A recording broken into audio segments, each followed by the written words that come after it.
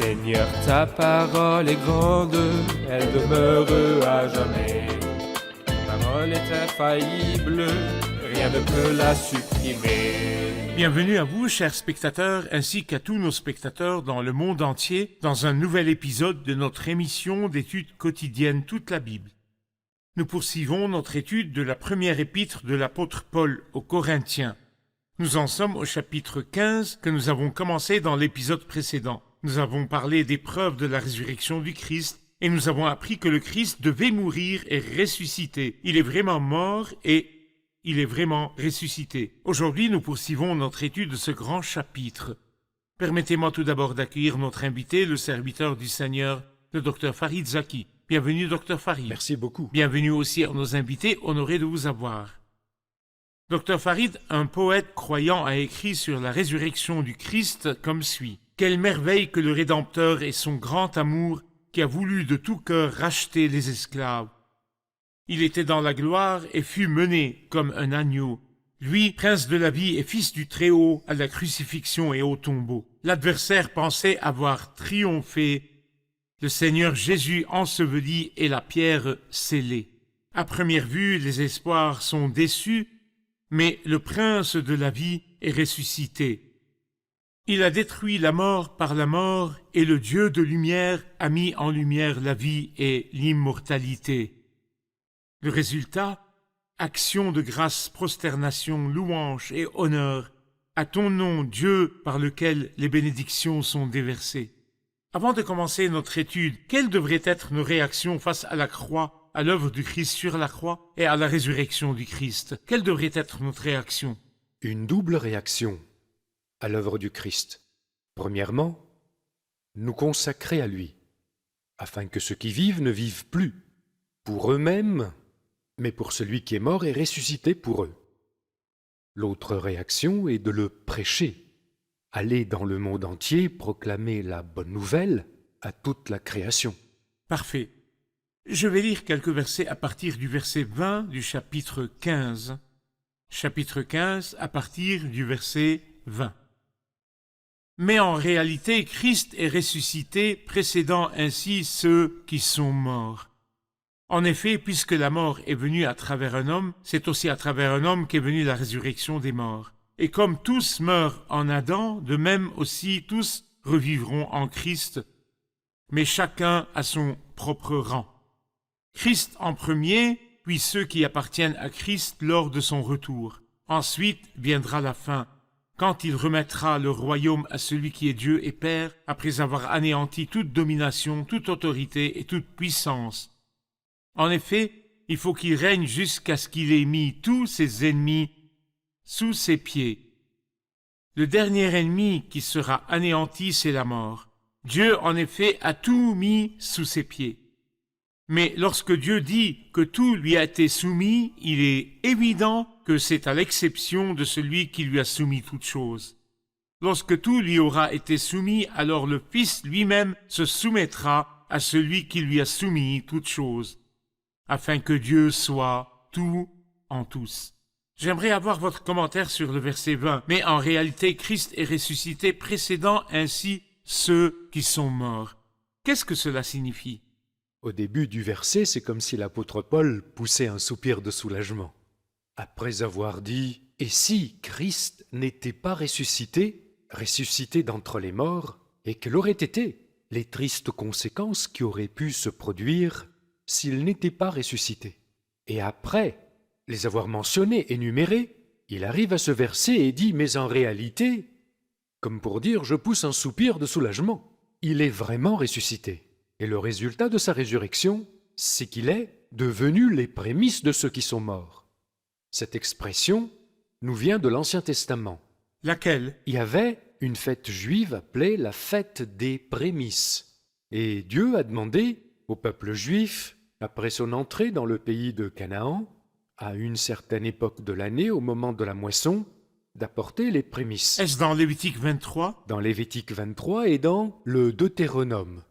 Donc d'apporter une gerbe des prémices, de prendre les prémices de la moisson, les premières cueillettes, et de les offrir à Dieu comme une sorte de reconnaissance de sa grâce. car c'est lui qui leur a donné la terre et c'est lui qui a permis à la terre de porter du fruit.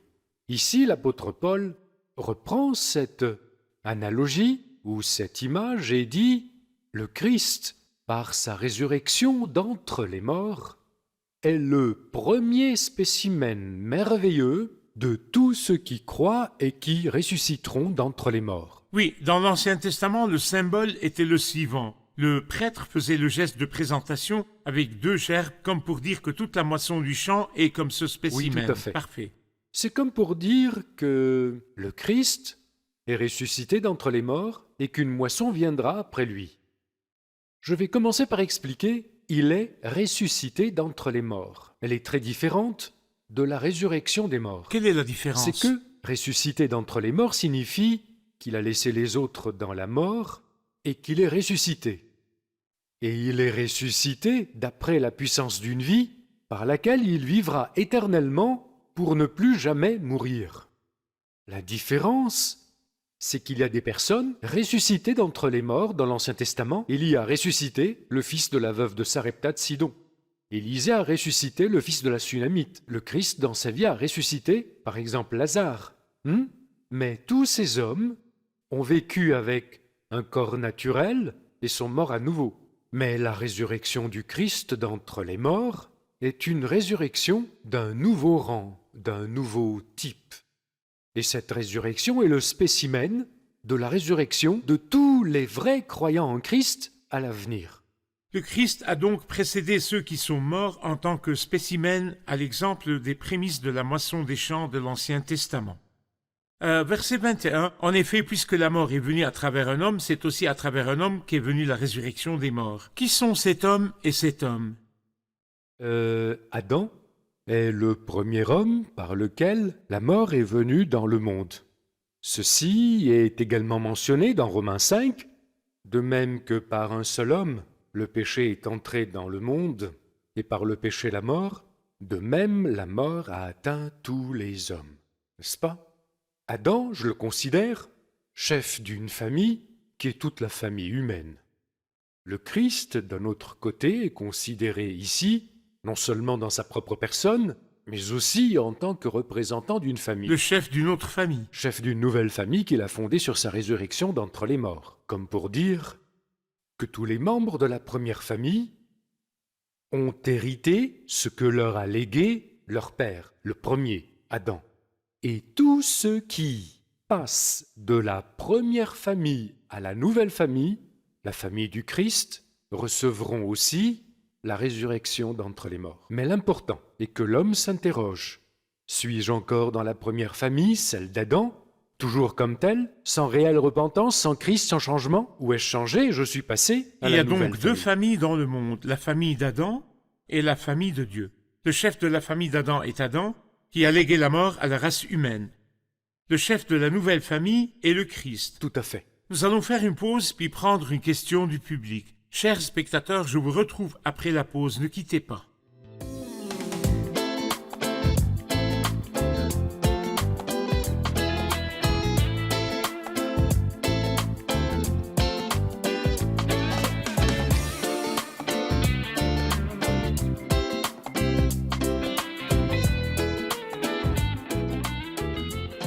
Nous revoici, mes chers amis, pour prendre la question de notre public qui nous honore au studio.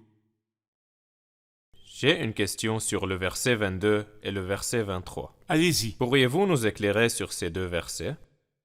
Au verset 22, il dit « Et comme tous meurent en Adam, de même, aussi tous revivront en Christ. » Et c'est ce que j'ai dit tout à l'heure. Adam a apporté la mort à la famille humaine. Le Christ, qui est mort puis a vaincu la mort et est ressuscité, a apporté la vie à ceux qui croient en lui. Et ceux qui sont en Christ jouiront de la vie et de la résurrection d'entre les morts. Il dit ensuite « Mais chacun a son propre rang. » Mais chacun a son propre rang dans quel sens? Tous revivront. Christ est premier, puis ceux qui appartiennent à Christ lors de son retour. Ce qui signifie que le Christ est le spécimen, le premier de la moisson, les prémices. Oui. Qui sont ceux qui sont en Christ? Ce verset ne concerne que les vrais croyants seulement.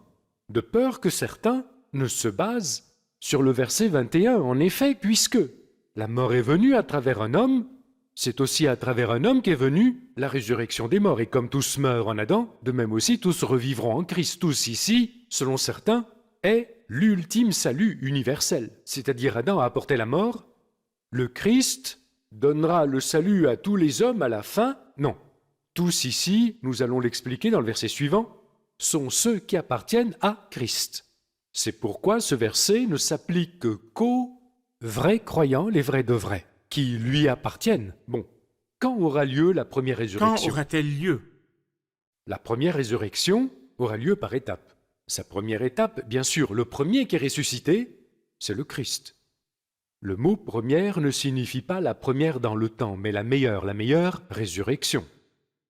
Le premier ressuscité, le Christ, et les croyants en Christ, à cette époque, il les ressuscitera, ceux qui dorment, et ensuite, à la fin de la tribulation, Jusqu'à présent, nous comprenons la venue du Christ pour prendre l'Église, qu'on appelle l'enlèvement. Que se passe-t-il après la venue du Christ dans l'enlèvement pour prendre l'Église? Expliquez-nous cela. la chronologie, frère Rayad, comprend les étapes suivantes. Maintenant, c'est le temps de l'Église. Cette période se terminera par la venue du Christ pour prendre l'Église, et nous l'appelons la venue du Seigneur pour ses saints. Il changera les vivants, et ceux qui dorment dans la mort ressusciteront. D'accord? Parfait. Et les prendra au ciel. Mais tout ne se terminera pas là. Après cela, il y aura des gens sur terre, une période d'existence, et la vie continue. Mais la Bible nous dit qu'une période viendra sur le monde appelée la période de la tribulation. Le Christ lui-même en a parlé dans Matthieu 24 et l'a divisé en deux. Le commencement des douleurs, première partie. La grande tribulation, et c'est les temps terribles. Combien d'années durent ces deux parties? Les deux parties durent 7 ans. S'agit-il de la dernière semaine de la prophétie de Daniel, chapitre 9? C'est vrai. C'est la 70e semaine de la prophétie de Daniel. Ou c'est la dernière après les 70 semaines. Que se passera-t-il au cours de cette semaine en ce qui concerne l'histoire de la Oui, ce résurrection? qui se passera pendant cette semaine, c'est qu'il y aura des gens qui croiront en Christ, celui-là même qui vient régner sur le monde, et du coup se rangeront sous sa bannière et refuseront de s'incliner devant les deux puissances dangereuses présentes dans le monde, la puissance religieuse d'Israël appelée le prétendu prophète, et la puissance politique de l'Occident appelée la bête, appelée par l'Apocalypse la bête, exprimant un caractère terrifiant. Féroce. Oui, donc il y a des gens qui refuseront de se prosterner, refuseront la loyauté et rejetteront la marque, une certaine marque exigée par la bête. Que se passera-t-il? Elle les tuera. Et à la fin de la période de tribulation, le Christ les ressuscitera, et ceux-ci relèveront de la première résurrection, ou la résurrection d'entre les morts, pour participer au règne millénaire. Je vais lire 2 ou 3 versets d'Apocalypse 20 à partir du 4. Ensuite je vis des trônes, et ceux qui s'y assirent reçurent le pouvoir de juger. Je vis aussi l'âme de ceux qui avaient été décapités à cause du témoignage de Jésus et à cause de la parole de Dieu. Certains diront ce sont les martyrs de l'époque actuelle. C'est vrai. Le siècle dernier, le XXe siècle, était plein de martyrs, et aujourd'hui aussi il y a des martyrs. Mais le verset suivant explique « Tous ceux qui n'avaient pas adoré la bête, ni son image, et qui n'avaient pas reçu sa marque sur le front, la bête n'est pas là en ce moment, ni sur la main, n'avaient pas reçu sa marque. Ils revinrent à la vie, et ils régnèrent avec le Christ pendant 1000 ans. » Et l'auteur dit « Les autres morts ne revinrent pas à la vie. » C'est la première résurrection. Ce sont ceux qui appartiennent à Christ lors de son retour. L'Église, puis les hommes pieux qui seront martyrisés pendant la tribulation. C'est avant ce qu'on appelle le règne millénaire. Oui, c'est avant la période du règne millénaire. Cela m'amène au verset suivant qui dit « Ensuite viendra la fin, quand il remettra le royaume à celui qui est Dieu et Père, après avoir anéanti toute domination, toute autorité et toute puissance. » Que signifie le mot « fin » ? La fin de quoi ? Le mot « fin » ici signifie la fin de la chronologie. Et ce sera la résurrection de tous les morts non encore ressuscités. Lorsque nous nous demandons si tous les croyants sont ressuscités, Qui reste-t-il donc pour la résurrection? Les méchants. Et c'est la fin de la chronologie. Les morts ressusciteront, ils se tiendront devant le trône du Christ pour être jugés pour leur méchanceté et leur rejet du Christ. Par la suite, le règne commence.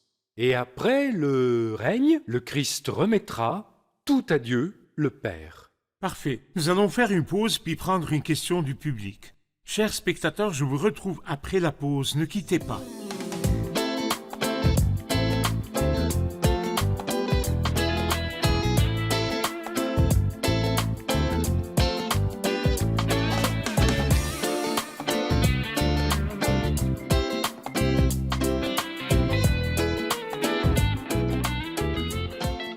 Nous revoici, mes chers amis, pour prendre la question du public. Au verset 25, il est dit, en effet, « Il faut qu'il règne jusqu'à ce qu'il ait mis tous ses ennemis sous ses pieds. » La question, Christ n'est-il pas roi maintenant? Pourquoi donc le mot « qu'il règne » ? Le Christ ne règne-t-il pas maintenant? Le règne du Christ est-il le règne de la paix et de l'amour? Comment mettra-t-il ses ennemis sous ses pieds? Nous comprenons dans la Bible que le Christ a un royaume général, éternel, intemporel, un royaume permanent, et le psaume 103 nous parle de son royaume permanent, son autorité à travers les âges. Lorsque le Christ est venu dans notre monde, le royaume de Dieu était représenté par sa personne, vivant au milieu des gens. Le royaume de Dieu est au milieu de vous, parmi vous. Ok? Pas au-dedans d'eux, pas dans leur cœur. Parmi vous. Il parle du Christ qui est au milieu d'eux. Tout à fait. En anglais, on dit « amongst you », parmi vous. Mais la Bible nous enseigne que parce que le Christ a été rejeté comme le roi à venir, et la mort sur la croix et son œuvre ont été accomplies, nous sommes maintenant dans une période de grâce. Ensuite, il est impératif que vienne un temps où la prophétie s'accomplit. Par exemple, celle qui dit « Demande-le-moi, et je te donnerai les nations en héritage, les extrémités de la terre en possession. » C'est très clair. Parfait. De même, il dit dans le psaume 2, je me limiterai à un seul psaume par manque de temps. Il dit, et c'est Dieu qui dit du Christ, c'est moi qui ai établi mon roi sur Sion, ma montagne sainte. Ajoutons à cela, dans tous les versets du Nouveau Testament et en de nombreux endroits, nous trouvons qu'il y a une période à venir où le Christ doit obligatoirement régner et lui seront soumises toutes les âmes existantes. Dans le seul Apocalypse, au chapitre 20, nous pouvons lire le mot règne et lire le mot 1000 ans 6 fois. 3 d'entre elles sont définies, les 1000 ans. Bien sûr, ces paroles nous amènent à un fait évident, clair. Et que dire de la déclaration du Christ devant Pilate, mon royaume n'est pas de ce monde? Que voulait-il dire par là? Remarquez qu'il n'a pas dit « mon royaume n'est pas sur ce monde ». Mais il y a une grande différence entre régner sur le monde et il ne l'a pas dit « mais de ce monde ». Qu'est-ce que ça veut dire? Tout d'abord que je ne tirerai pas mon royaume du monde. On ne dira pas « venez régner ». Comme les rois romains et les rois grecs. Il n'allait pas organiser des élections et se faire élire. Ni même ses disciples n'allaient faire des guerres pour le proclamer roi. Comme qui disait, non, le temps viendra où je prendrai le règne de mon Père. Mon Père céleste, c'est ça le plan. Donc mon royaume n'est pas fondé sur les moyens par lesquels, ordinairement, les rois et les empereurs ont fondé leur royaume. Ainsi, après la fin du règne millénaire, dit-il, ensuite viendra la fin, quand il remettra le royaume à celui qui est Dieu et Père, après avoir anéanti toute domination, toute autorité et toute puissance. Nous avons appris que cette fin est la fin du règne millénaire et le commencement de ce qu'on appelle la résurrection des morts. Quelle est la différence entre la première résurrection et la résurrection des morts? La première résurrection, puisqu'il s'agit d'une résurrection d'entre les morts, c'est la résurrection de tous ceux qui appartiennent au Christ. Je dirais que c'est une résurrection qui laisse les incroyants dans la tombe, mais la dernière résurrection comprend tous ceux qui sont dans les tombes car incrédules. Et méchants. Deuxièmement, La première résurrection est sur le modèle de la résurrection du Christ, ressuscité dans la gloire et dans un corps de résurrection.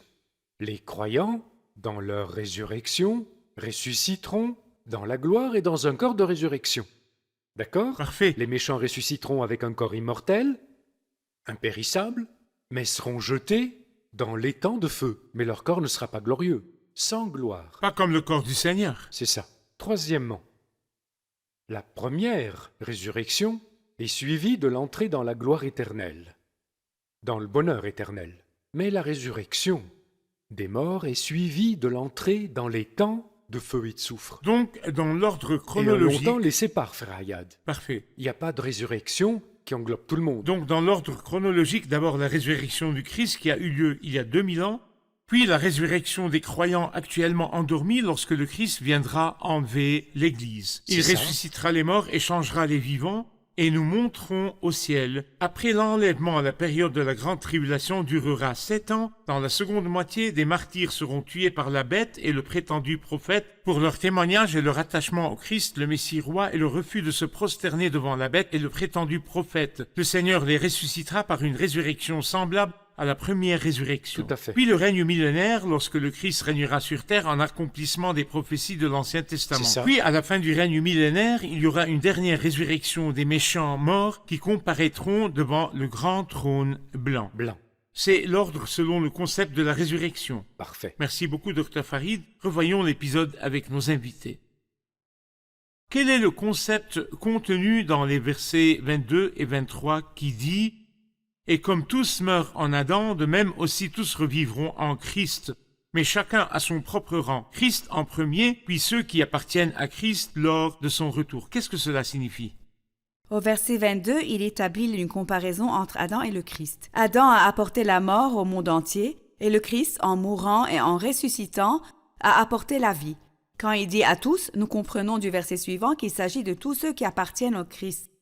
Quand il dit « à son rang », parce que le Christ est ressuscité d'abord par un nouveau type de résurrection qui ne verra plus jamais la mort, ce que nous appelons la première résurrection. Il est donc les prémices. Ensuite, il y aura 2 étapes. Lors de l'enlèvement, lorsqu'il viendra prendre l'Église, les croyants qui dorment, qui sont morts, ils ressusciteront avec lui. Mais ensuite, après l'enlèvement, il y aura des gens qui ne connaissaient pas le Christ auparavant, mais ils croiront en lui et ils seront martyrisés pendant la tribulation. Ils ressusciteront avant le règne millénaire afin de régner avec le Christ dans le règne millénaire. Le verset 24 dit « Ensuite viendra la fin ». Quelle fin? La fin de quoi?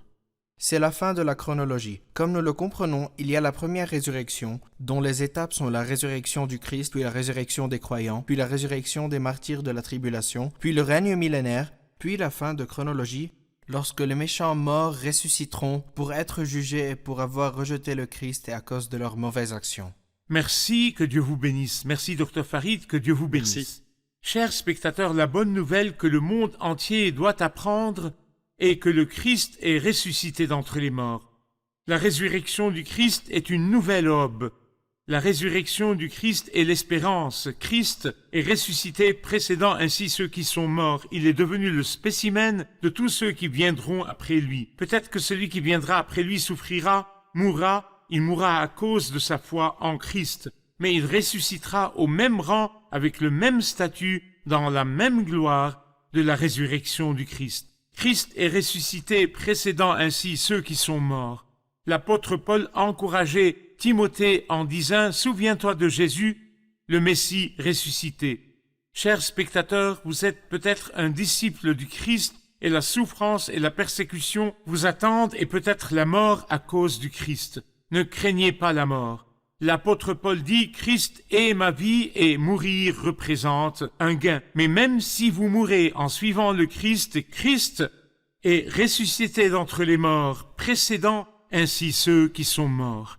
La gloire de la résurrection nous attend quand le Christ viendra changer les vivants et ressusciter les morts, et ainsi nous serons tous réunis pour les siècles des siècles, là où la mort n'existe plus. La question de l'épisode d'aujourd'hui: quelle est la différence entre la résurrection des justes et la résurrection des méchants?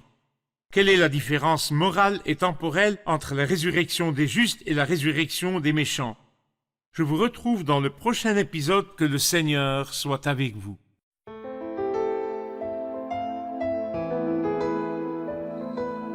Seigneur, ta parole est grande, elle demeure à jamais. Ta parole est infaillible, rien ne peut la supprimer.